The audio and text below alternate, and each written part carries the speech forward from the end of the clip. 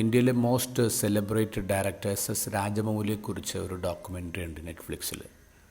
Modern masters എന്നാണ് എൻ്റെ പേര്.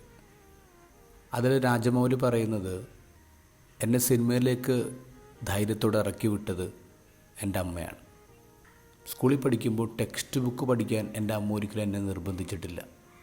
പകരം കോമിക് ബുക്കുകൾ വാങ്ങിച്ചു തരും, സ്റ്റോറി ബുക്സ് വാങ്ങിച്ചു തരും, കുറേ കഥ പറഞ്ഞു തരും. അതാണ് സിനിമയിലെ എൻ്റെ കരുത്ത്, കഥയിലെ എൻ്റെ കരുത്ത്. നിങ്ങൾ ഏത് സെലിബ്രിറ്റീസിനെ എടുത്തു നോക്കിയോ, അവരുടെ പിന്നിലൊരു സ്ട്രോങ് ആയിട്ടൊരു അംബീഷ്യസ് ആയിട്ടൊരു അമ്മയെ കാണാൻ പറ്റും. ഇത് ഗോസ്പലിൽ നമ്മളിത് കാണുന്നുണ്ട്. യോഹന്നാൻ്റെയും യാക്കോബിൻ്റെ അമ്മ സ്ട്രോങ് ആണ്, അംബീഷ്യസ് ആണ്.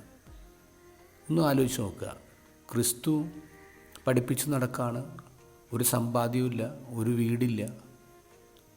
ആ സമയത്തും ക്രിസ്തുവിന് രാജ്യം ഉണ്ടാക്കുമെന്ന് വിശ്വസിച്ചവളാണ് ഈ അമ്മ. അതുമാത്രമല്ല, ക്രിസ്തുവിൻ്റെ കുരിശിൻ്റെ വഴിയിൽ ഈ അമ്മയെ നമ്മൾ കാണുന്നുണ്ട്. ക്രിസ്തു കൊല്ലപ്പെട്ട് കഴിഞ്ഞിട്ട് കല്ലറയിൽ അടക്കുമ്പോൾ ആ കല്ലറയിലേക്ക് പോയ കൂട്ടത്തിലും ഈ അമ്മയെ നമ്മൾ കാണുന്നുണ്ട്. അപ്പോൾ എത്ര സ്ട്രോങ് ആണ് ഈ അമ്മയുടെ ആഗ്രഹമെന്ന് നോക്കുക, എത്ര സ്ട്രോങ് ആണ് ഈ അമ്മയുടെ ബിലീഫ് എന്ന് ഓർക്കുക. നമ്മുടെ കുഞ്ഞുങ്ങൾക്ക് വേണ്ടി നമുക്ക് സ്വപ്നങ്ങളുണ്ടാവണം, ആഗ്രഹങ്ങളുണ്ടാവണം, അതിനുവേണ്ടി നമ്മൾ ഫൈറ്റ് ചെയ്യണം. അതൊരു മോശം കാര്യമല്ല, അത് അത്യാവശ്യമുള്ളൊരു കാര്യമാണ്.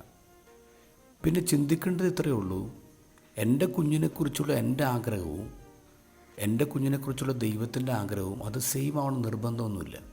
അപ്പോൾ നമ്മുടെ കുഞ്ഞിനെക്കുറിച്ചുള്ള നമ്മുടെ ആഗ്രഹത്തിലേക്ക് കുഞ്ഞിനെ മോൾഡ് ചെയ്യേണ്ട, നമ്മുടെ കുഞ്ഞിനെക്കുറിച്ച് ദൈവത്തിനൊരു ആഗ്രഹമുണ്ടല്ലോ, അതിലേക്ക് മോൾഡ് ചെയ്യാനാണ് അമ്മമാർ ശ്രമിക്കേണ്ടത്.